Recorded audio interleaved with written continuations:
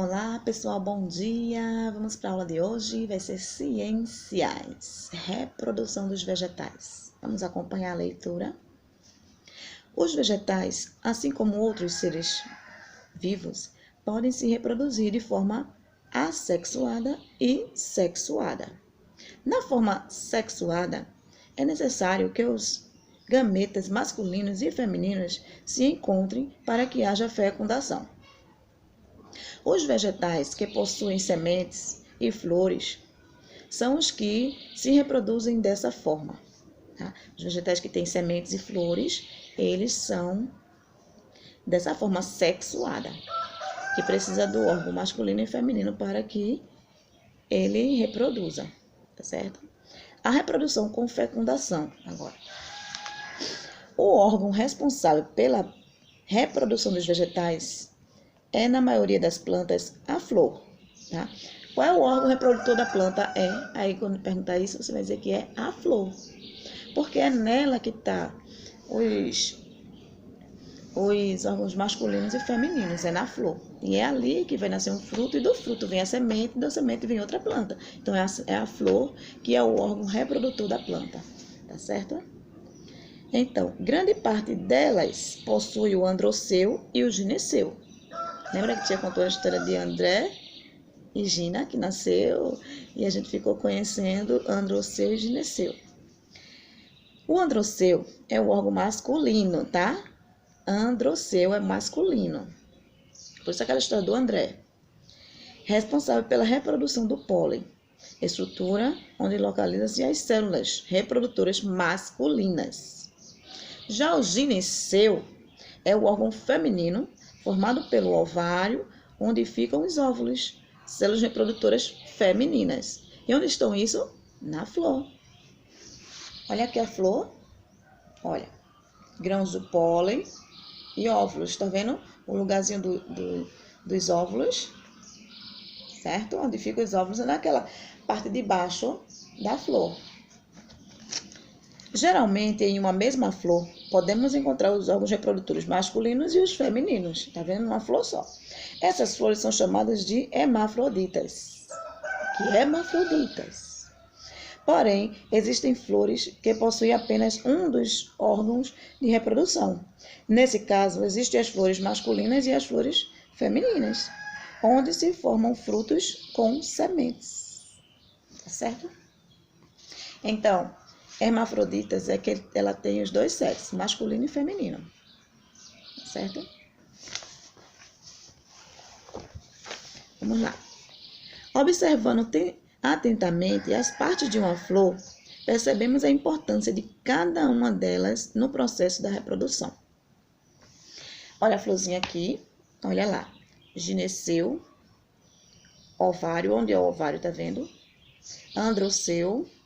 Olha o androceu, esses dois tracinhos aí, ó. Pétala, tá vendo? Pétala, olha a folhinha, aquela que a gente acha bonito da flor.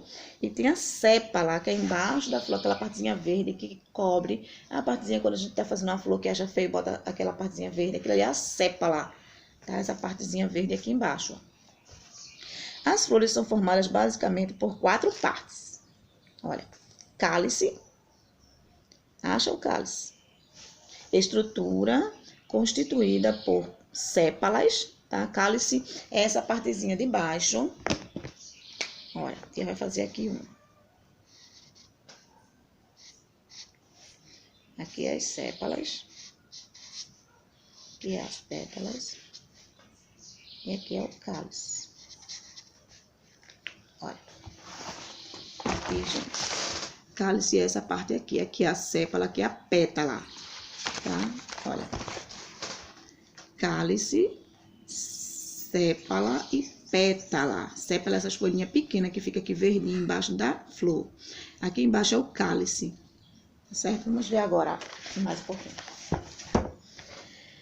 É a estrutura constituída por sépalas, tipos de folhas que oferecem proteção à flor antes que elas desabrochem. Aquela partezinha verde, ela protege a flor, né? Ela deixa a flor guardadinha. Não sei se vocês já viram uma flor fechada antes de abrir. Fechadinha, a sépala que protege ela antes dela abrir. Agora, corola é formada de folhas denominadas de pétalas, tá? A parte das pétalas, que variam de cor, tamanho e textura de uma espécie de planta para outra, não é? As pétalas, elas variam de cor, ela pode ser azul, ela pode ser rosa, ela pode ser vermelha, ela pode ser amarela, ela pode ser branca. Então, tem várias cores de flores, de pétalas de flores, tá certo? A sépala não. A sépala sempre vai ser verde embaixo da planta, da florzinha. Mas já as pétalas, elas mudam de cor. Você pode encontrar flores de várias cores, né? Aí vem o gineceu. Corresponde à parte feminina da flor, tá? Gineceu. Nela encontramos os ovários, que armazenam os óvulos. Depois vem o androceu. Olha na fotozinha, tá? Androceu é a parte masculina da flor. Possui filamentos onde encontramos os pólen, grãos microscópicos, que são bem pequenininhos. Agora, polinização. De forma semelhante ao que acontece com os animais, é preciso que as células reprodutoras masculinas do androceu, que são os grãos de pólen, tá? O androceu está no grão de pólen, encontrem as células reprodutivas femininas do gineceu, que são os óvulos. Para ocorrer a fecundação, isso tem que ocorrer, né? Tem que juntar o androceu com o gineceu para acontecer a fecundação, tá certo? A polinização acontece quando a flor está madura e o pólen é levado do androceu para o gineceu. Em muitas espécies, o pólen precisa ser transportado de uma flor para outra por um agente polinizador. Que agente polinizador é esse, hein? Que pode ser o vento, a água, um pássaro, um inseto. Esses animais alimentam-se de um líquido geralmente açucarado produzido pelas flores, chamado de néctar. Olha aí, ó, nessa foto. Tá vendo? Vejam aí, um morcego fazendo aí, ó, tirando néctar para se alimentar. Como visto nessa imagem que eu estou mostrando, ao pousar na flor, os grãos de pólen podem ficar grudados no corpo do morcego e quando esse animal visitar outras flores, alguns desses grãos podem passar do seu corpo para elas, ocorrendo assim a polinização. Tá vendo? Ele vai lá, tira o néctar todinho da florzinha, tá tirando o néctar. Enquanto ele tá fazendo isso, tirando aquele líquidozinho que ele quer, os grãos do pólen tá colando no seu corpinho, está grudando. Quando ele for para outra florzinha, aqueles grãozinhos que estão colados nele podem cair nela, na outra florzinha. Então, ele está ajudando a fazer a polinização. Não é necessário que a mesma flor seja o pólen da mesma flor caia nela, pode ser daquela flor caia na outra de lá da frente, por causa dos animaizinhos, passarinhos, borboletas, morcego, que fazem esse trabalho, levando o néctar de uma flor para a outra, tá certo? As cores chamativas e os odores fortes das flores atraem insetos e outros animais que realizam uma importante tarefa: colaborar no transporte dos grãos de pólen. Certo? Então, eles colaboram a transportar esse pólen, como você estava falando. Viram na foto. O que acontece após a fecundação do pólen? Depois da fecundação, a flor passa por várias mudanças em sua estrutura. As pétalas, as sépalas e o androceu murcham e caem. Vocês já viram que as florzinhas murcham e elas caem, mas fica uma partezinha dela fica lá, que é para transformar no fruto, ficando apenas o gineceu. Os ovários que se desenvolvem formam o fruto e os óvulos fecundados se transformam em sementes. Certo? Então, esses pólen que são quando o gineceu e o androceu se juntaram, eles houve uma fecundação e aí depois, mais para frente, um pouquinho, as pétalas vai cair, né? As sépalas e o androceu. Vai tudo cair, vai ficar somente o gineceu. O gineceu é o lado feminino, que tem os óvulos, que vai se transformar no fruto e nas sementes. Tá certo? Olha aí a foto da abelhinha, ó. Tá vendo? E olha a florzinha murchando. Tá vendo o que que caiu? Olha o que que ficou só. E olha a fruta que transformou. E olha tá cortada assim para vocês verem dentro. Olha o fruto dentro, olha a semente dentro, olha o fruto que se formou, tá bom? Agora, germinação. Você sabe o que é germinação? É a semente se transformar numa planta. É aquela sementezinha que estava dentro do fruto, agora que a gente viu, transformando numa planta, tá certo? Germinação é a transformação da semente que vai dar origem a um novo vegetal da mesma espécie. Claro, né? Sempre, né, gente? Da mesma espécie. Não vai plantar um pé de manga e querer que dê jaca.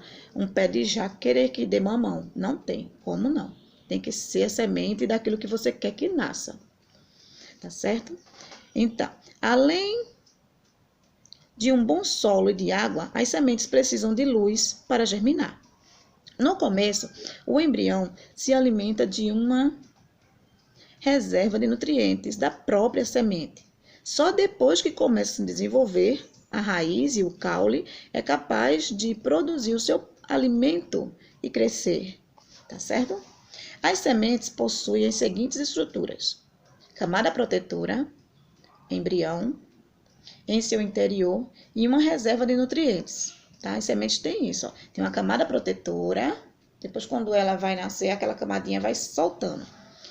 Um embrião e uma reserva de nutrientes, para quando ela tá lá, ela conseguir sobreviver sem ter a raiz para puxar o alimento do solo, né? Sem ter o caule para levar para as folhas, tá certo? Quando ela cai em um local que lhe oferece condições propícias de umidade, temperatura e solo, acaba absorvendo água e aumentando de tamanho, o que faz com que sua camada protetora seja rompida e o embrião comece a se desenvolver. É isso que acontece, tá vendo? Ela vai inchar com a água que ela encontrou ali no ambiente, ela vai inchar e aquela camada protetora que fica por fora vai cair, vai sair e ela vai começar a se desenvolver numa planta. Curiosidade: o vento, em alguns casos, pode espalhar sementes leves para o ambiente, tá? E os animais que se alimentam de frutos, ao ingeri-los, eliminam as sementes junto com as suas fezes. Esse mecanismo chama-se dispersão de sementes e ajuda a plantar várias árvores. Nasce árvores até em cima dos prédios. Não sei se você já viram alguma, mas eu já vi. De ter, num lugar onde ninguém plantou, ter uma árvore nascendo. Lá onde era o terminal do R7, lá na cidade, no centro, tinha uma árvore no prédio, bem de frente assim, uma árvore, que não era janela, era somente um cantinho da laje, tinha uma árvore. Árvore, gente. Já estava bem grande, já nascendo ali. Não sei onde ele encontrou terra, acho que não sei como, mas ele se desenvolveu ali. E quem botou aquela árvore ali, se não tem uma janela, não tem nada? Foi um animalzinho, um passarinho, ou um corvo, alguém que foi ali e colocou ela no meio das suas fezes, né? Já tinha se alimentado com aquela semente e ela ficou ali, ela se reproduziu. Ela conseguiu crescer naquele lugar sem terra. Um milagre de Deus, né? Então vamos agora para a continuação. A reprodução sem fecundação. As plantas também possuem forma de reprodução sem fecundação, ou seja, elas têm a capacidade de se reproduzir sem a participação de flores ou sementes. Observe alguns exemplos. Olha só. Há vegetais que conseguem se desenvolver a partir de suas folhas, do seu caule ou de suas raízes. É o que acontece com as roseiras. As roseiras elas não têm essa florzinha aí, mas essa florzinha não dá semente. Tá certo? Ela não tem semente, então ela se transforma, ela se reproduz através dos seus galhinhos, das suas estacas. Corta o pedacinho, coloca e ele nasce também. Ele cria raiz nele e se reproduz, vira outra planta. Se o ramo de uma roseira for plantado em local adequado, tá, do jeito que precisa, ele pode se desenvolver formando um novo vegetal. Tá bom? Alguns caules, quando separados da planta-mãe, são capazes de enraizar-se no solo e dar origem a uma nova planta, como a batata, por exemplo. Olha a foto da batata. Você colocar ela na água ou na areia, ela vai reproduzir. Na água no instante, né? A gente deixa ela na pia, se deixa dentro de um copinho, no instante vai nascer aquele pezinho de batata para você plantar. Se você botar na areia também, no instante vai nascer. Ela não precisa de semente, ela não precisa de estaca para nascer, de mudas, tá certo? Somente a batata, tá?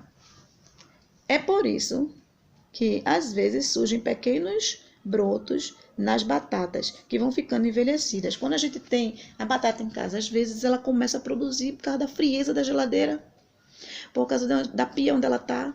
Então ela vai começar a nascer. E aquela ali já não presta mais para comer, ela fica estragada. E ela ficou velha, envelhecida, a gente tem que plantar ou jogar fora. Há outras plantas como musgos, samambaias e avencas, que não têm flores, frutos nem sementes. Olha, nem tem frutos, nem tem flores, nem tem sementes. Elas se reproduzem através de estruturas chamadas de esporos. Observa aqui. Tá vendo esses carocinhos aí? Esses carocinhos são os poros. Eles caem na terra e nascem. Dão origem a uma nova planta da mesma, né? Ao cair no solo adequado, os esporos podem gerar uma nova planta. Germina, elas vão germinar e originar outras plantas da mesma espécie. Tá vendo? Então, eles vão acontecer assim, gente, porque elas não têm semente, elas não têm aquele galho da roseira para cortar e plantar. Então, esses esporozinhos são as sementes, como se fosse semente delas. Mas são só esporos, tá? Não é semente. Tá bom? Deixa eu ver se tem mais para te explicar. Não. Vocês vão até a página 50, viu? Começa na página 45 até a página 50. Tá bom, gente? Tchau, tchau. 2 assuntos pra gente fazer. E até mais tarde na correção.